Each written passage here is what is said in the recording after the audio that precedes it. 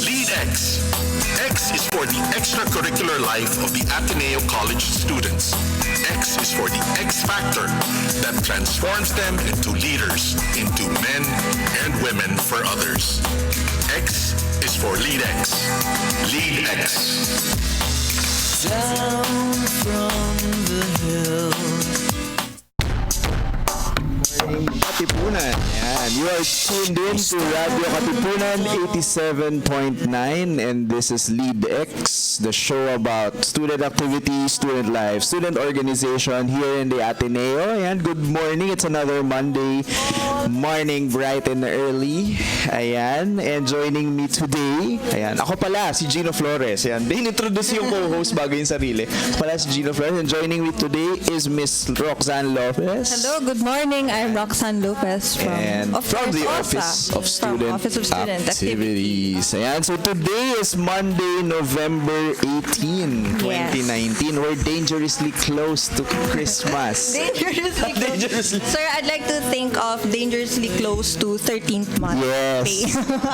Delightfully close. Ayan, dangerously close to spending. So we are actually 36 days before Christmas. Ayan, halos ano na lang, isang buwan. Yeah. Diba? And yeah, 13th month talaga yung nasa isip. Oo, tsaka kaliwat kanan yung kaliwat kanan na ang sale at kaliwat kanan na ang traffic. Oo. Ayan. At last week nga po ang 11/11. Oo. May casualty ba kayo dyan? Kasi kami ni Sir Ino ay nagdadatingan. Isa-isa na po silang nagdadatingan. Kasama po kami, hindi pa kami mark safe nung 11/11. Hindi po kami nakarelate. Casual, kasama po kami sa casual. Kaya hindi ko pinost yun kasi hindi totoo. Parang talagang casualty talaga. Parang ang dami yatang May damage po kami. Oo. Nagdadatingan na po, isa-isa. Pero yung galing dun sa dalawang pinakamalaking app, parang isa pa lang yung receive ko. Mukhang nade-delay. Actually ako din. Oo, ayan. Kasi sa dami siguro ng order. Ayan, so, ano tayo, no? We're moving towards December. So, nafe-feel na natin yung lamig at traffic. Kaya, siguro ngayon, muna tayo, the rush. And then, yung SEM is also wrapping up. Yes. So, lapit na matapos. Ayan, so I hope good bilang student, bilang grad student po. Post-grad din ako. So, nararamdaman, kasi same lang naman kami ng schedule ng undergrad. Good morning sa mga ang mga requirements po natin nagpa-pile up na, tapos marami na tayong students na nagkalat sa Zen Garden sa loob ng campus. Kung saan-saan. Nakatutok lang sa laptop nila. Go guys! So it's a Monday morning. I hope nakapagkape kayo. Yes. Ano ba? Isa ba kayo? Pahinga. Sana nakapagpahinga over the weekend. Isa ba kayo sa mga isa ba kayo sa mga nabitin ng weekend dahil you have stuff to do last night and then maybe early morning earlier, so para lang to comply with the different assignments. Okay lang yan, konti na lang, no? Papabakasyon na rin. Ayan. So we hope na nakapagpahinga po kayo, pero yun nga, marami din tayong ganap actually. Last week, no? It was during the weekend. Yes, it was a busy ano ba yun? week. Di ba nagsimula tayo dun sa kung nagagawi kayo banda sa LS, kung saan kami nandun. Sa harap ng building, nagkaroon ng JSEC challenge. Yes. So, we get to try out the different food by our students. Doon po sa Brick Road, nagkalat po ang ating mga Ayan. ating mga temptation. Lahat Daming options, daming choices. Diba? Ano siya, nagpunta ka ba? Nung for a day, pero hindi ako nakabili. So, sorry guys.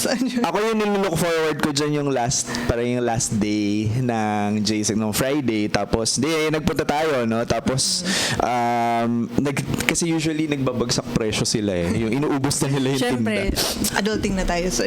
Yan. Siyempre, alam mo naman, para kakasoldo pa lang, parang dumaan lang yung... Kung may same day edit video, may tinatawag po kaming same day ubos sweldo. Yan, kaparehong bilis lang ng same day edit. Yung bilis ng... yung ubos ng sweldo. Ganyan.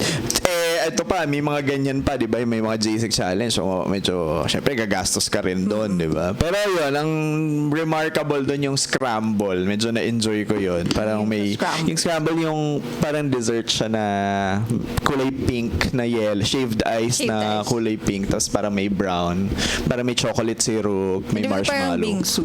Oh, parang bingsu na street food natin, version natin ng bingsu na kulay pink. Hindi ko alam kung ano yung nilalagay dun sa scramble, kaya siya nagiging kulay pink. Coloring lang ba Mga yun? food coloring. Oo, strawberry strawberry milk. Social. Meron bang ganun? And then last week din, marami nangyari sa UAAP. Yes, Ayan. kasi marami ganap. Tapos na yung season 82. Yes, nag-consolidate na yung so nagkaroon ng last game yung semis between UP and UST. At alam naman natin kung sino ang nanalo. Ateneo. Yes, right answer. Ayan. So, So, nanalo naman po ay of course, ang UST. Humarap nung game 1 last Saturday naman. So, tayo naman yung nakalaban. Syempre tayo yung nanalo, di ba? Pero pero to be fair, yung game ng UP and UST was very exciting. So, parang ang finals yung feel sobrang dikit ng laban, ganyan. Syempre, hindi tayo binigo ng atin. Yes. Congratulations po sa Blue Eagles. Still a Ayan. sweep up until the game 1. Ilan na ba? 15-0. 15-0. So, Diba? congratulations po. And, yun nga, with the game coming up for game 2, nakilala po ako sa pila. Mga taong gising Gising sa na gising umaga. po ako ng mga 4 a.m. Yan. para makipila doon sa Blue Eagle Gym. Isa si Ma'am Rock sa mga pumila. Ayan. Pero hindi ko rin magagamit. Actually, it's for cousin. Ayan. So, Ano ba siya? Team Ateneo o Team UST? Sana naman Team Ateneo siya, no? Kasi hindi ko siya bibilan ng ticket. Tsaka weird. Kasi kung Ito yung bibilin kong ticket, syempre sa Ateneo side yun, tapos nakadilaw siya dun, di ba? So, Sis, ano nangyari? pwede lang kung halimbawa, banda siya dun sa hati. Di ba? Yung sa medyo gitna. Oo. Tsaka medyo ngayon malayo sa MOA. Actually, itong cousin ko na to is all the way from CDO. Wow! Ano pa siya? Diretso from airport? Oo. So, ayan, actually, nasa airport na siya. Papunta siya dito ngayon. Ay, okay. So, Hello. Ingat ka. Papunta dito. Tapos sa Wednesday ba Thursday? Sa Wednesday. Kita-kita sa MOA Arena. Pero tayo, team office tayo Oo, team office po kami. So manonood Siyempre, tayo. may trabaho po kami. Yes, manonood tayo ng ganyan. For sure sa TV. And then I'm sure yung Rizal Kasi Live, magkakaroon din yan ng live Kasi streaming. usually, naalala ko din last year, meron din tayong live stream sa CAF. Sa Yan. CAF. That's something to look forward to, lalo regular school days. So, maraming manonood. So, we're looking forward sa 16-0. Yan. Tayo? Tiwala lang. Tiwala lang. Trust the system. This year naman, hindi tayo binigo ng ating men's basketball team. We'll see the sweep. Oo. Super linis. Malinis-linis ang MOA Arena.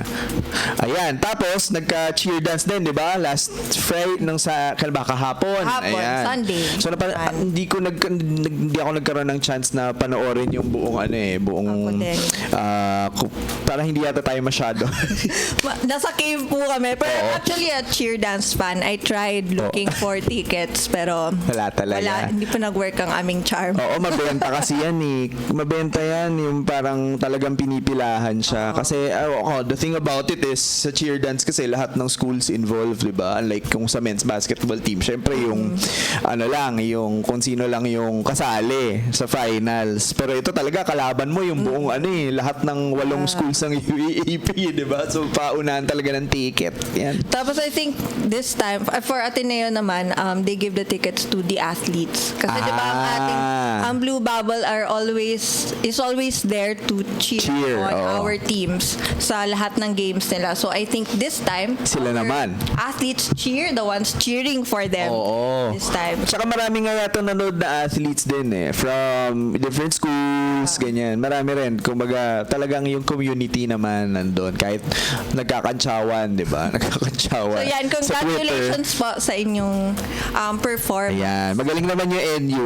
Siguro yung NU lang yung napanood ko of all the, kasi syempre sila yung nanalo Yung NU lang yung napanood ko kagabi sa Twitter ko chinecheck So, but we also to be learned fair, that magaling it's naman. the first time after several years na pumasok at nag-join ulit ang Bubble sa Yes. group stunt.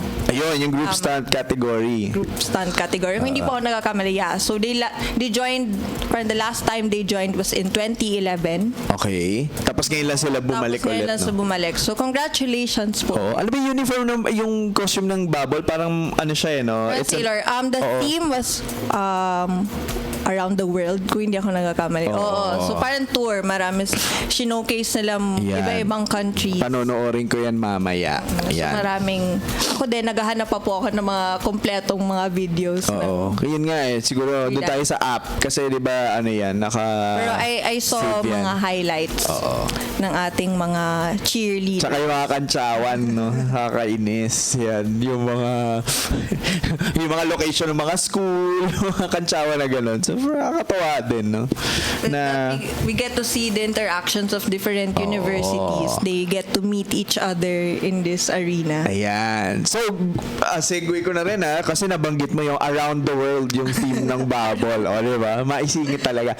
So, ngayon, pag-uusapan natin yan. Actually, yun po yung magiging paksa natin ngayong umaga. It's all about diversity and inclusivity. Yes. So, meron po kaming mga inimbitahan about certain topics revolving around diversity and inclusivity. Na close to your heart bilang ikaw yung So, ako nga po pala ang coordinator ng So, yun, the coordinator for culture and diversity, for cultural affairs and diversity. So yun nga po yung magiging paksa natin ngayong umaga. We've invited someone from Aspire.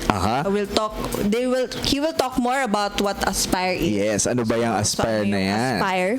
And then meron din tayo mga inimbitahan na third culture kids. If you've ever heard of encountered this term or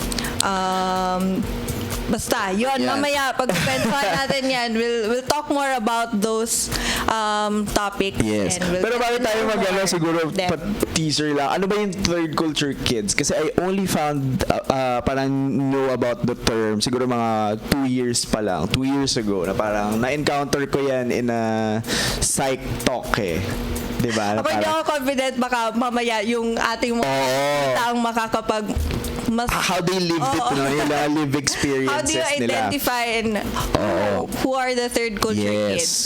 We have, parang meron kaming idea.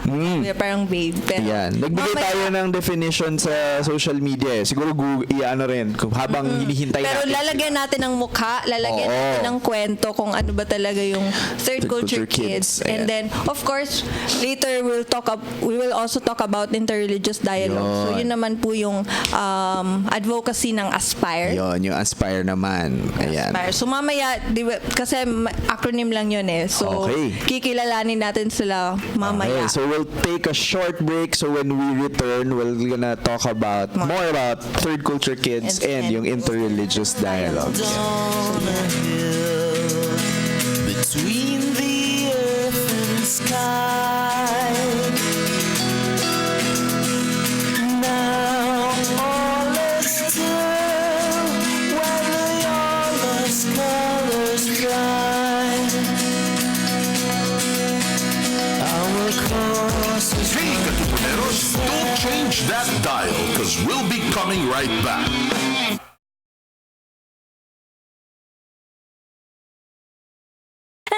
Radyo Katipunan is now online.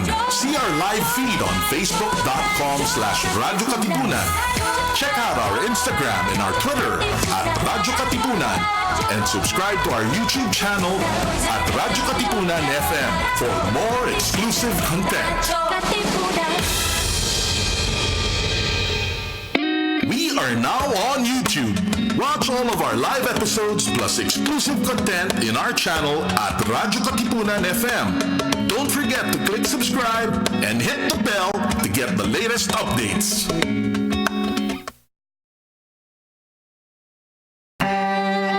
The Music Class. Join us in an afternoon of elegant and exquisite music. Listen to the heartwarming performances and spirit-uplifting numbers.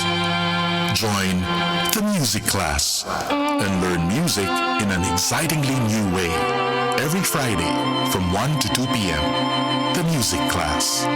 Let the music class begin. Follow at Radyo Katipunan in our social media accounts on Facebook, Instagram, and on Twitter.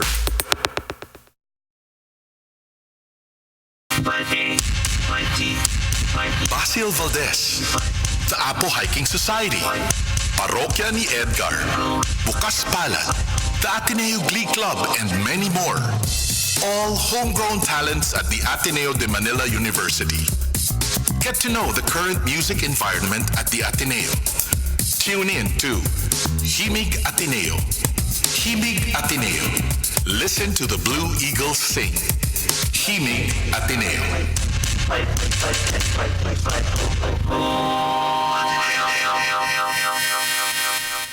Welcome to the Rundown, where we take you right into the action with the latest sports news, updates, game previews, breakdown, and analysis in, around, across, and beyond the Ateneo. And now, let's get ready to run down!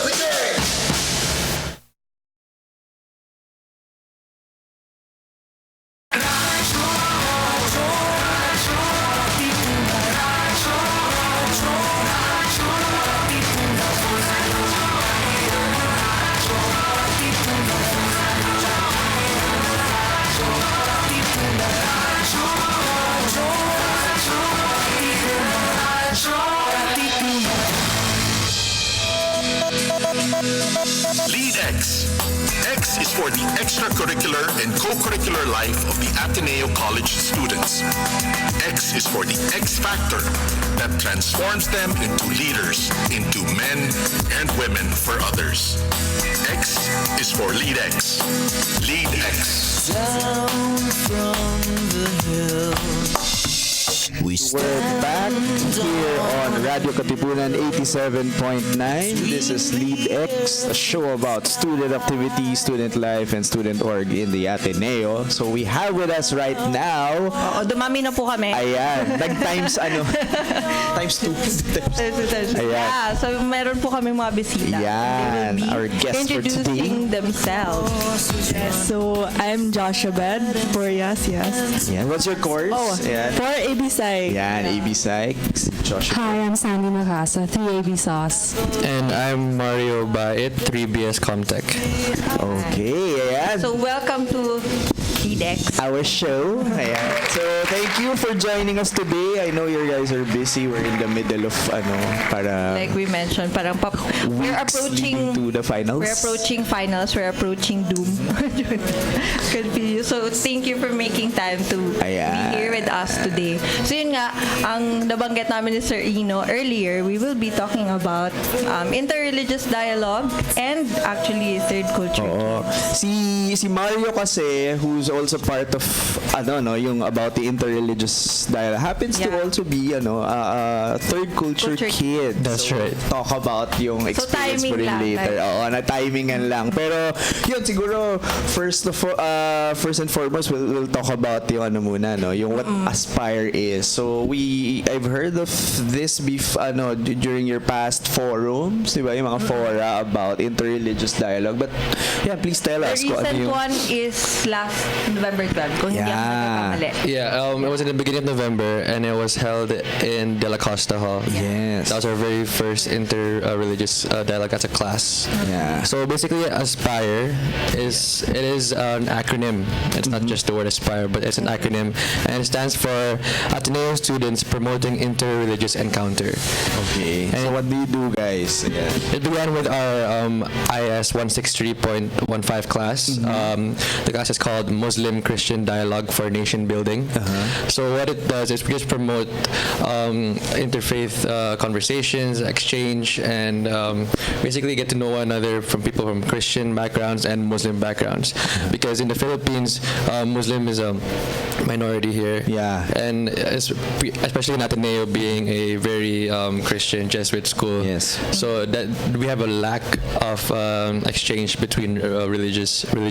Yeah, and unlike the other Ateneo schools in Mindanao, meron na talagang mga para Muslim organizations, Yeah. di ba? I'm actually from Xavier, so I graduated graduated from Xavier University, Ateneo de Cagayan. So we have a good number of Muslim students. So I have Muslim friends, and diba we have Theo classes. They don't take the Theo class. We call it RS, Religious Studies. They have their own Muslim class, so that they actually attend to, and then meron nga sa they have an organized body that they can go to. So I guess that's really wonderful that by this time, here in Ateneo de Manila naman, we're starting something like this. We're starting something like It's about time that we So this class is actually taught by Dr. Marites Africa. So good morning po, Dr. Africa. Morning, ma'am. Good morning, ma'am. The first one was last November 12, tama. But it's a Muslim-Christian dialogue. But you guys are actually promoting interreligious dialogue, tama? Yes. Encounters. So what other religions currently do you have in class, or are you thinking of inviting? Well, basically our target here is just the Ateneo community students. So whatever religions it may be, we're not really looking to specificities here. All we want to do is just raise awareness. That's number one. And then number two is just to invite. So for this week before our event, we're going to have a lot of promotions around school. For example, we're going to have a hijab, and then we're going to ask students to see if they know how to wear the hijab, if they can wear it properly, or if they can greet us using the Muslim language in the Arabic. Well, so more parang non-trad promotions, no, leading to your upcoming event. So aside from that, parang your previous projects parang consisted of forums, diba, right? Yeah. Also, so ano yung nangyayari typically in your event? So you told us about encounters, or is there an actual talagang parang dialogue or exchange? Yeah. In our first real interfaith dialogue session, which we had in De La Costa just the other week, basically we invited speakers from UP. Okay. She was a Muslim speaker, and then we invited a Jesuit speaker as well. Okay. And then so we saw both sides, and then after they spoke about their respective topics, so the Bangsamoro conflict, and then also about the Jesuits in other countries, in Indonesia, for example. And then we all discussed about it and how we can further push like this togetherness with one another. So we all sat in a circle, and then we just exchanged thoughts and ideas. So we also invited teams from UP. There's a Muslim organization in UP which we invited. We also invited theology classes from Ateneo, and then we just talk to each other one by one, exchange thoughts. So ano lang pala siya, I mean, it's also open to people from, say, UP, from the immediate community, meaning in Katipunan, or if they're interested, they actually take part in those events, ano. So ano pa yung like yung you were telling us about your upcoming project. So when is it going to be? And okay, so speaking of that, yes, we would like to invite the community to participate on, so they can go and know where to go. Yes, that's right. We're gonna have it in our next dialogue in November 28th, which is a Thursday, and that's next week. Yeah, next week. What will happen is just basically we're gonna launch the event with opening prayers, and then we're gonna have a short video made by our class. Okay. And afterwards we're gonna go into the World Cafe. So basically it's just like a normal cafe, and then there will be a mix of religions in each tables, and then there will be some questions which we ask, and then together so it's like a big circle, but then like in our previous talk, however now we're just segmenting it so we know each other more personally. Parang hindi ko pa natanong, Mario, what is your religion pala, if you don't? My religion is a Catholic. Yeah. Pero other religion that we are expecting in the group, parang I'm interested, may nabanggit na people would be from parang other faiths, no? Aside from being aside from Catholics and Muslims, there will be okay, so from our previous talk, we had Catholic, Christians, Muslims, of course, and there was a small amount of Hindu people in there. So maybe this time we can also aim more to find Buddhists around school as as well. Yeah. Kasi nga, we're just starting it out. So parang we want to encourage people to show up Yes. in this kind of activities. Kasi usually, well, it's a Christian Jesuit university. Yes. So most likely, parang this scattered yung ating mga friends from other faith.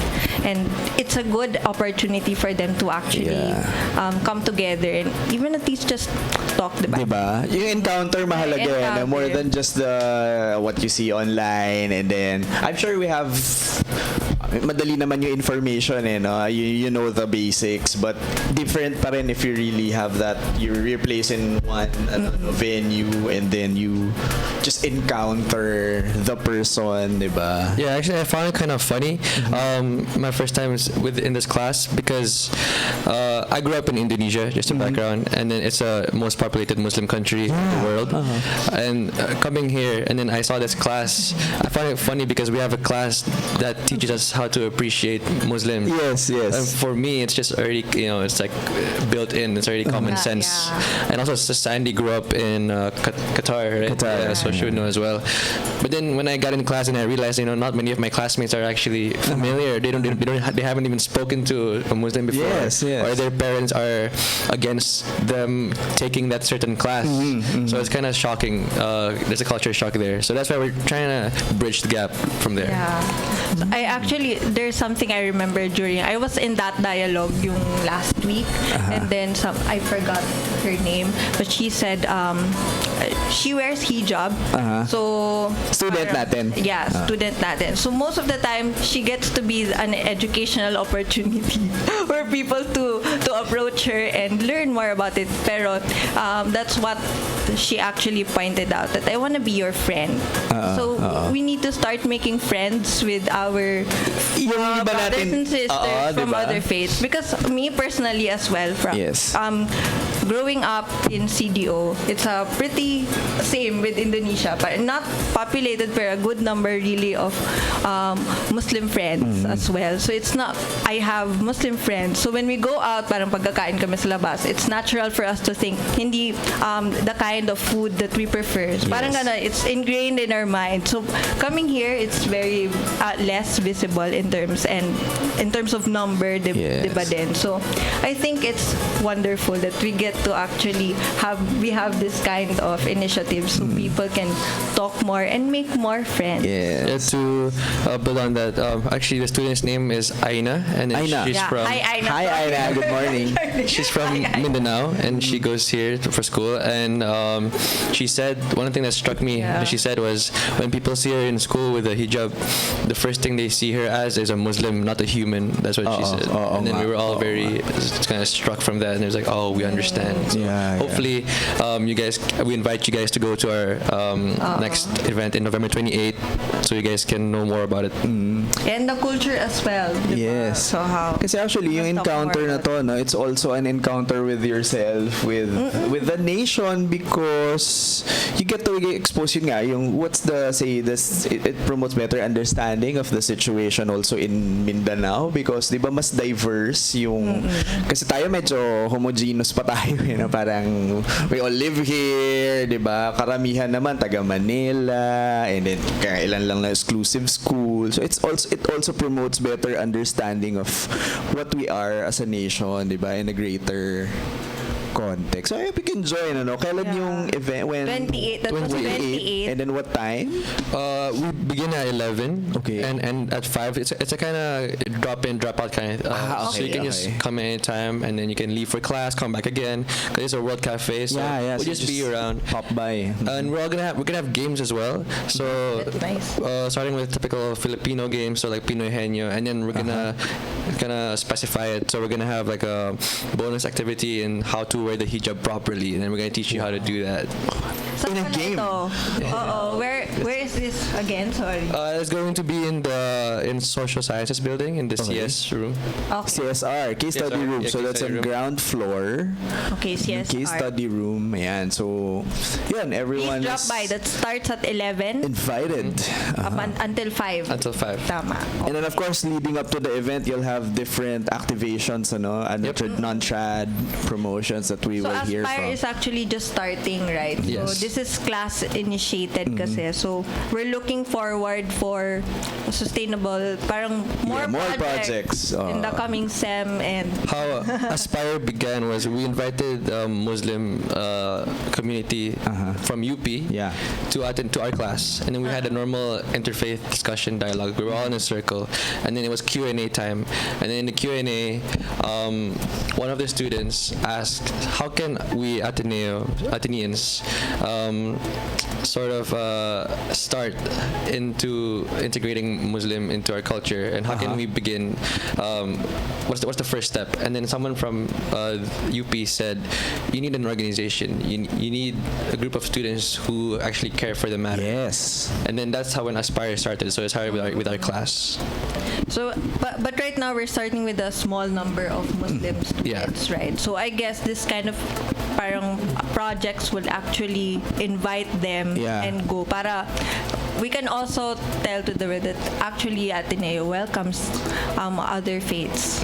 And we have had student leaders. That this is a place that everyone can thrive. Yes. Actually. Na walang it knows no religion.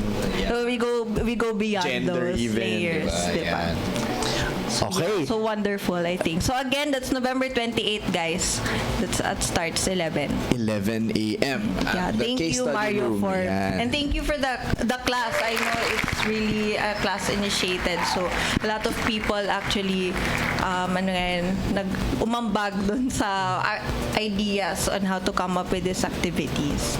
So baka gusto mo sa mamaya, let's greet your class. Oo, sige, as a nice segue, baka meron kayong mga greetings sa mga people who are watching, Okay, your family is watching. IS 16. So everyone in my IS 163.15 class, I want to say thank you for your hard work. I'm here representing all of you, and let's do a good job in November 28th. Yes, and then si Sandy rin, tsaka si Joshua Bed, baka meron kayong gustong batiin. Yeah. I want to say hi to my family who are in Qatar right now. It's like 5 in the morning. I don't think they're awake, but I just want to say hi. I hope that you'll watch this episode later and enjoy it. Yeah, shout out to my mom and dad. I don't know what they're doing right now. I'm in the car or at home, but yeah. And shout out to my thesis mates, Angela Reyes and Christine Manassas. We have our thesis defense later, so. Wow.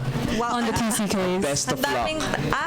Okay, yeah. Her thesis is actually third culture kids. Sige, disimulan natin. Okay, si Joshua Bed. So, ano yung ako, na-encounter ko lang yung term 2 years ago.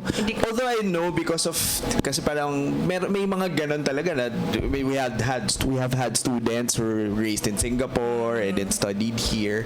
So there actually a significant number of students na ganon yung situation, pero wala talagang term yata na hindi kami confident na i-define siya. Diba? So go guys, they were just before they were just parang sons and daughters of OFWs or expats, before, diba? So ngayon I believe that's no longer updated. Yes. So ngayon we call them third culture kids. So ano ba yung ibig sabihin ng third culture kids? So yung third culture kid, hindi ko alam kung magtatagalog ako or mag-English. Go lang.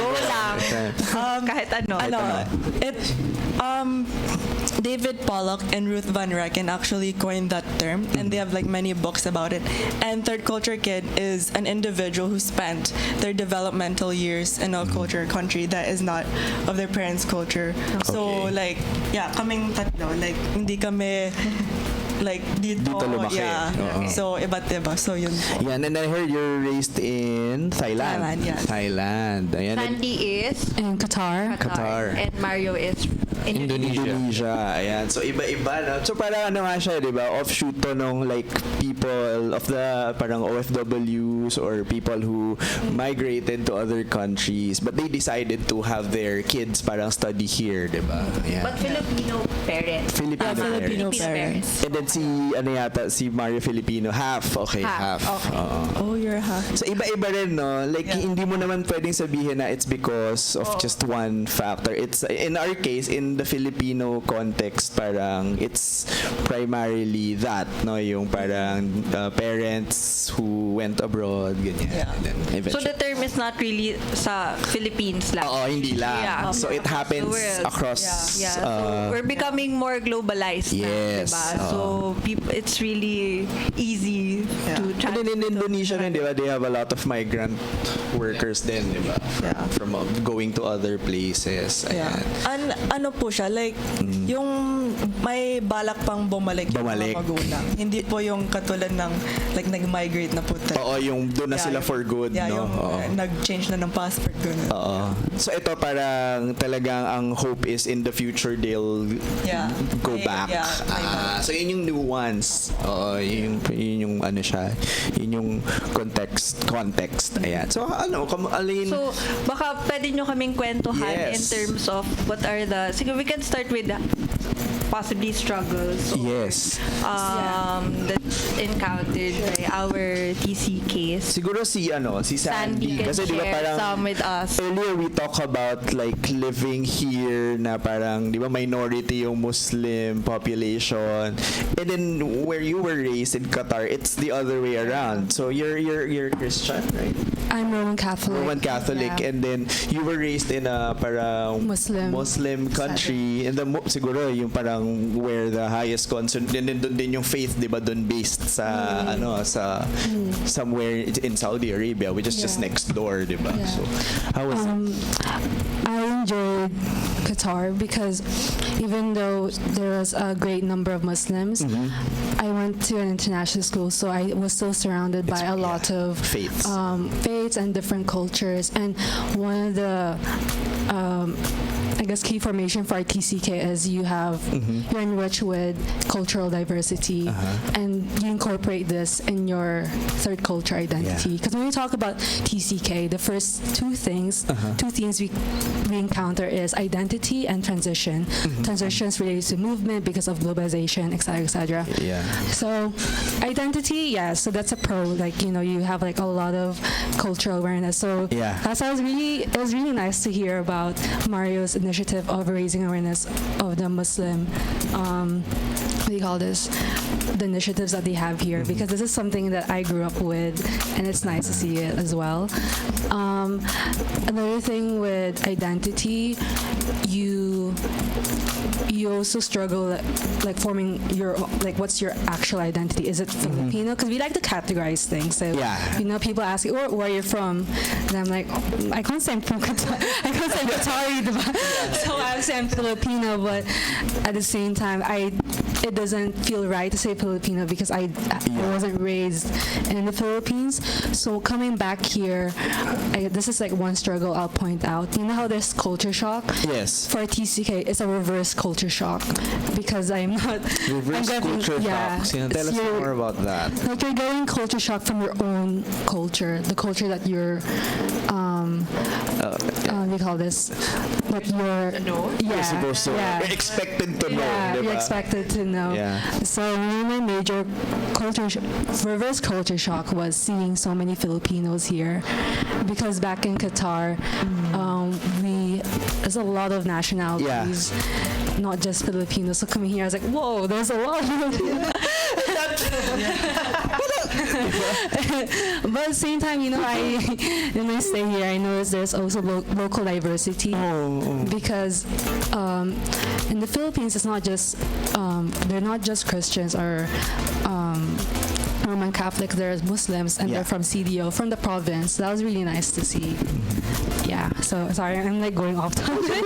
But how did that feel? Kasi us, yung kami talaga, we're born and raised here, but we have no idea how would it be different? Diba? Parang, kamusta yun? Like, when did you started living here ba? Like, how many years na have you been here? I only moved here for college. For college. First year. Okay. So how did that feel? Like, when you parang, daming Pinoy, bigla. Parang, I only used to see, diba? Parang coming here, I just came here with an open mind. Like I just told myself, this is an opportunity to connect with my roots, to learn more about our Philippine culture.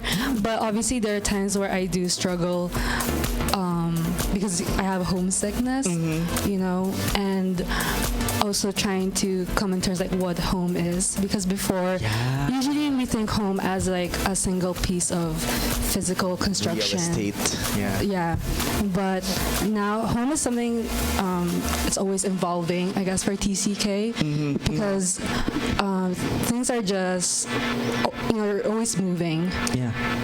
And when you move, people come and go. But I would like to think that the values or the experience you share, it's something you bring along. So hence, like, I bring this wealth of cultural experience, and I want to share it in the Ateneo community. So I'm really grateful for Joshua that for founding the Ateneo TCK last year. It's really a new group. Yeah. Okay. It's a baby org. Yeah. Organized body of people. Yes. But I believe it's operating under ASEC. ASEC. One Para of our segmento. accredited organizations, right? Right now.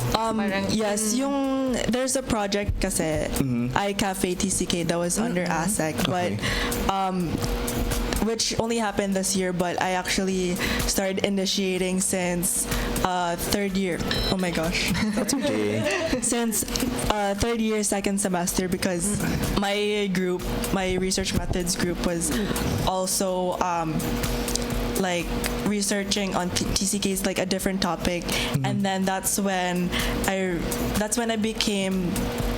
suddenly had a heart that for TCKs, that they don't really have an avenue to speak their feelings, because for me, like from personal experience, I don't really want to say what I did in Thailand, because I might come off as someone who's bragging. Ang yabang-yabang naman nito. Tiga Thailand. O sige, ikaw na ganun. Kasi may ganun, di ba? Like, parang, ay, ano ba? Wow, social. Parang sa ibang lugar lumaki. Parang ganun, di ba? May ganung, what do you call a stereotype, di ba? So, yun yung common misconception, but really, like, nahihirapan kami despite na we seem na like high mobility lifestyle namin. So yun, I started to like tap people from my foreign phil classes. Hey, let's meet up, let's talk.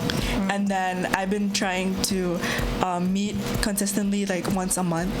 So yeah, it's been great for TCKs to share what their experiences. So that's still happening even, diba? The conversations are ongoing. Yes.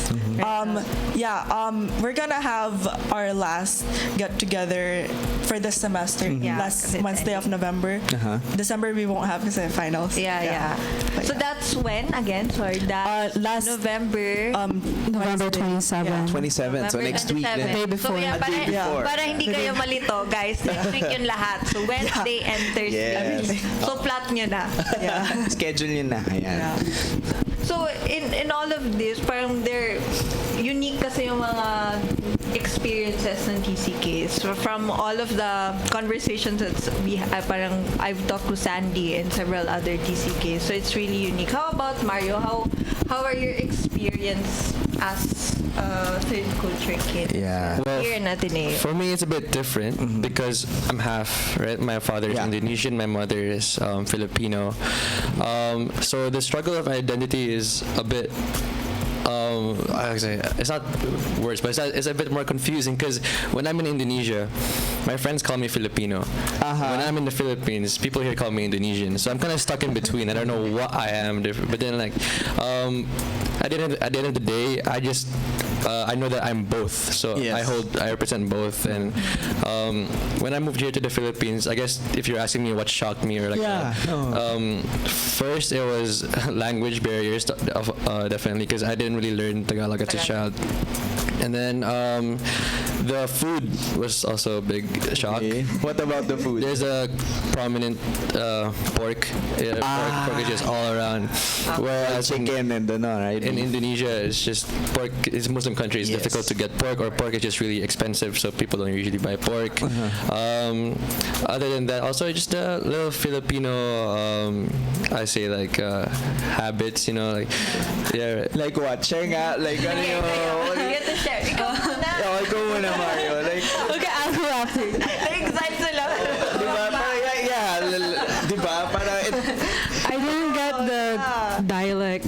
dialect? jokes or the mga conversation. slang. Yeah. I didn't Jargons, get it. The jargons, yeah. Because we have our own set Yeah. in Qatar. And then coming here, I had to learn a new one. Or I didn't get the jokes, like the inside jokes. Like, trying to remember. But I guess the common terms would be, like matsala. Diba? Like salamat. They try to give it the word. Yeah. Those were the Salamat is rearranged. Yeah, I mean, it's clever. But Yeah. I was confused. Okay, how about you? Actually, well, I'm having a hard time to think of stuff now. But then, in freshman year, like I remember being so lost, and then just if I'm in a conversation with a group of people, and then I just laugh when they laugh because I don't even understand what it is. Kasi even the most, parang mundane sometimes, parang it feels foreign pag if you're not really used to it. And like when we go abroad, diba, na parang sa kanila, lang, pero tayo parang tourist yung dating, diba? Yeah, so it's like those little inside jokes. It makes you feel like, of course, you're learning from it also. Yeah. But at the same time, at that certain moment, I'm personally like super lost. I don't know what I'm doing. So yeah, I mean, if you have friends who are a TCK or from or foreign, and then you're trying to integrate them into your own Filipino friends, I just gotta try to slowly teach them what's happening, and just to make sure that his transition or her transition is smooth. How about Josh? For me, I think sa sinehan, maiingay ang mga Pilipino. Oh, kahit saan? Yeah. I mean like, like habang nanonood ako ng sine, like daming nangyayari. Like, comment. Yeah. so that's sort of like also a pet peeve because in Thailand, we're watching a movie, like all the Thais are like silent, and then coming back here is like talking everywhere, and then lalo na yung especially when I watch with like senior citizens who like they ask so many questions like ano ba yung nangyayari sa plot. I'm like, just watch. And in Thailand that never happened to me, so yeah. What about the food and maybe pop culture? Parang what's How about food?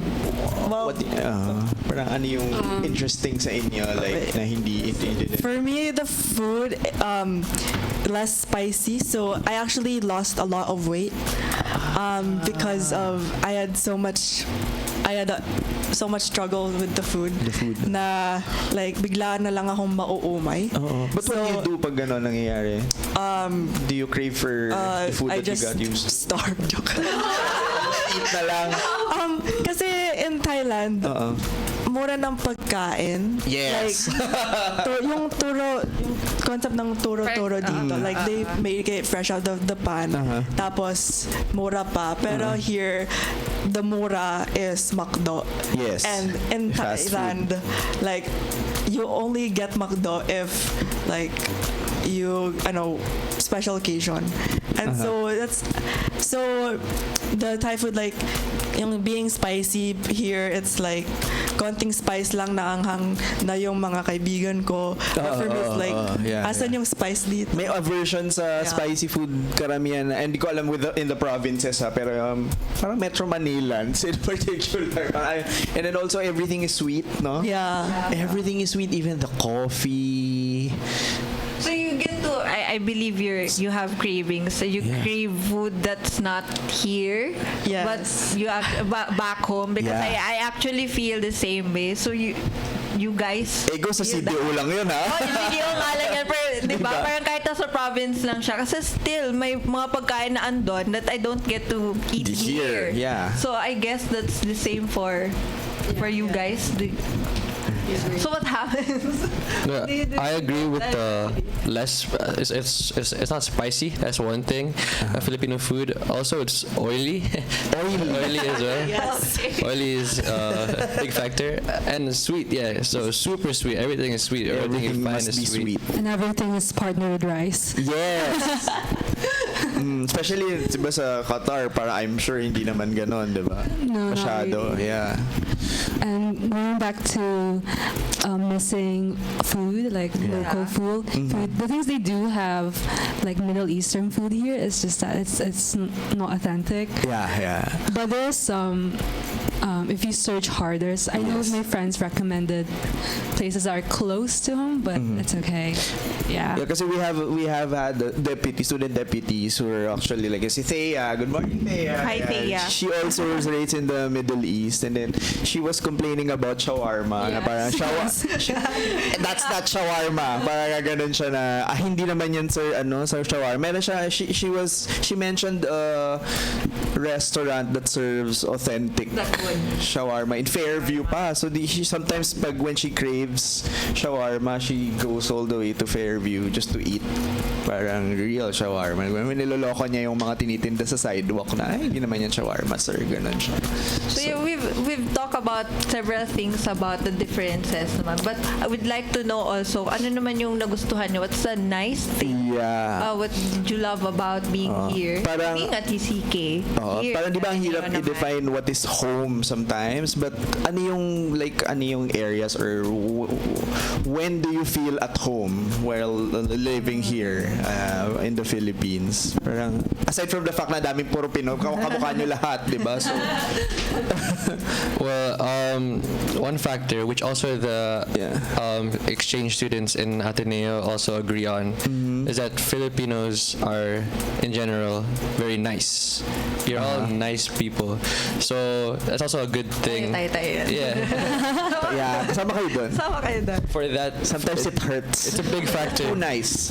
To integrate someone into a different community, so you have to be nice, you have to be understanding of the other people. So, and they say that Filipinos also always smile. Yeah. So that's also something that's really helpful for us. It's cool. Have anything?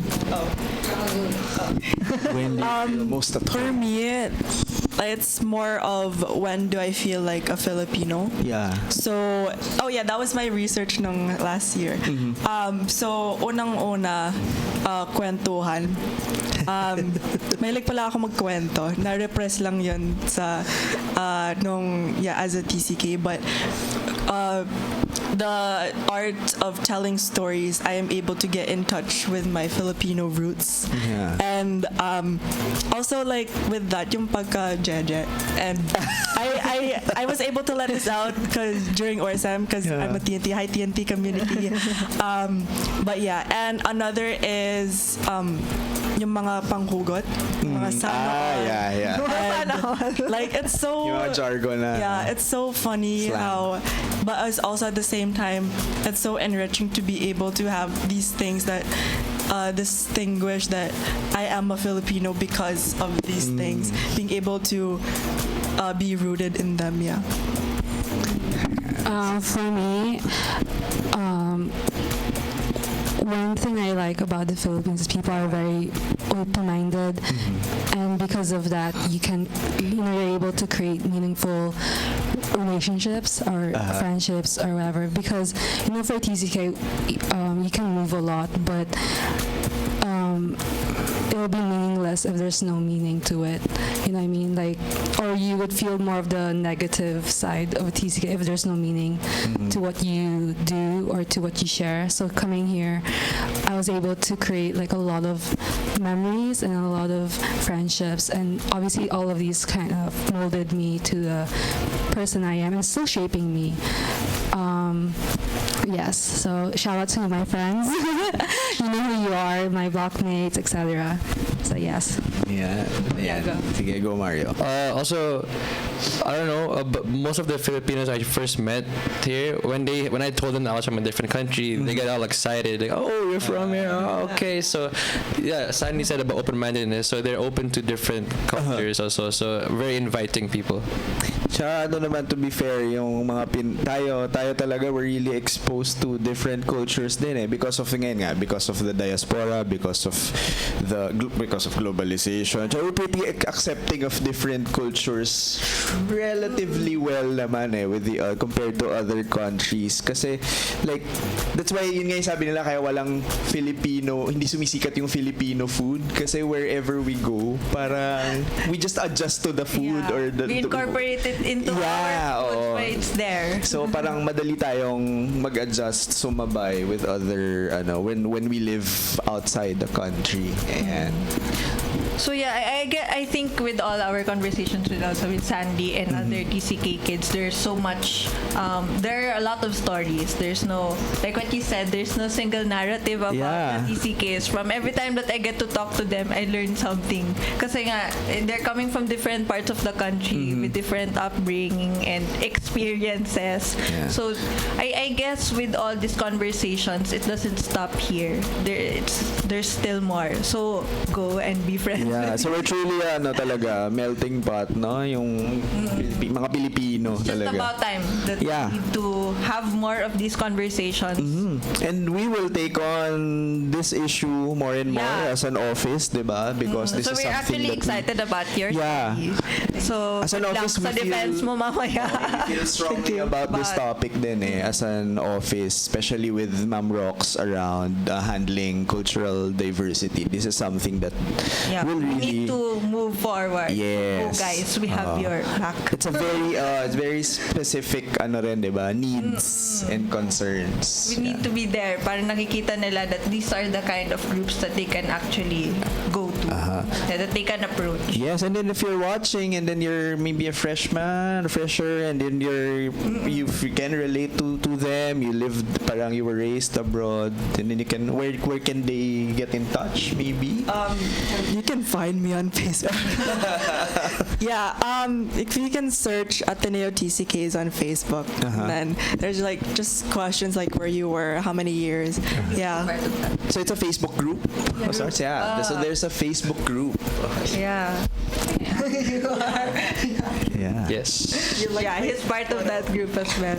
So there, we are actually intending to actually, diba, para pas palakihin pa yung ating network and the community. So people can go as early as they know during ORSEM, they might be freshies, they might have concerns and questions they can raise. So also with Aspire, of course, with the interreligious dialogue. So coming from different faiths, they have people that they can actually go to approach if they have concerns, or yun lang, gusto lang nila magkwento because they feel like so they can talk more. So Alright. I think thank you for this. This is such an interesting. This sana may part 2 or something, diba? Or we can talk more about when you get to parang pagkatapos ng mga activities nyo next. We can discuss again and see where we'll have another episode. What to do next. Ano naman yung mga live, mga kanya-kanya naman. Next time may sarili na silang segment.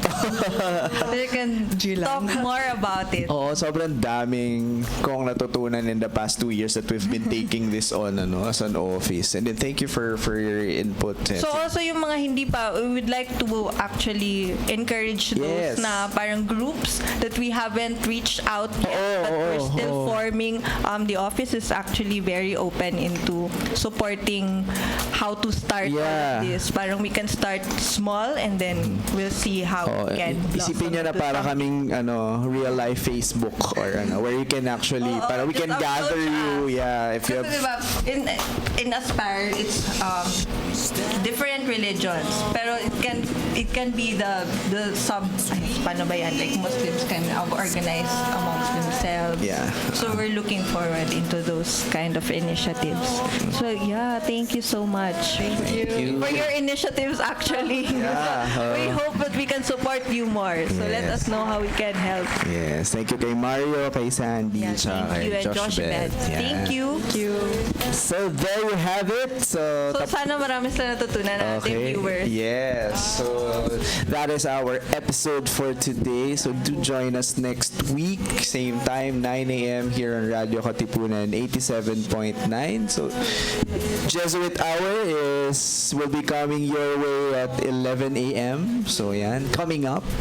So this has been Gino Flores and Roxanne Lopez. And again, see you next Monday here on LeadX, show about student org, student life, and student activities in the Ateneo. Happy Monday morning, everyone. Good morning. Thank you. Thank you. Thank you.